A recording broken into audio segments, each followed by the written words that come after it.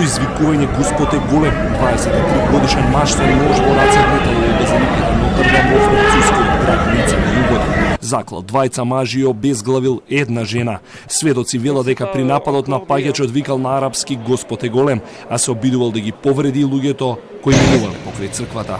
Бев присутна непосредно пред првите пукања. Човек влезе во црквата Нотр-Дам. Тогаш пристигнаа многу полицајци. Се обиде да избега од катедралата, а полицијата го застрела. Градоначалникот на Ница Кристијан Естрози на Твитер објави дека полицијата го привела напаѓачот кој се обидувал да се сокрие. Според некои медиуми во Франција тој е ранет и пренесен во болница, а разоружувањето и апсењето го снимија и граѓани од своите домови.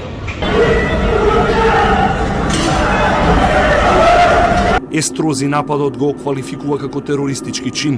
Тој продолжи да извикува Аллах Акбар дури и додека беше под медицинска терапија, откако беше повреден од полицијата која пукаше во него при апсењето, рече Естрози во изјава.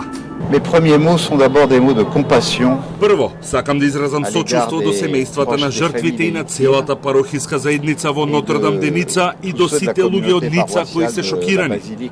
Морам да кажам дека Ница и граѓаните, можеби повеќе од другите градови во Франција, плаќаат премногу висока цена. Доста е. Сега е време Франција се ослободи од заканите за мир и да го избрише исламофашизмот еднаш за секогаш од нашата територија.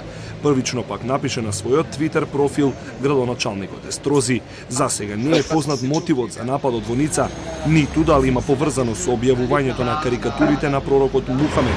Сепак обвинителството за тероризам отвори истрага за овој напад.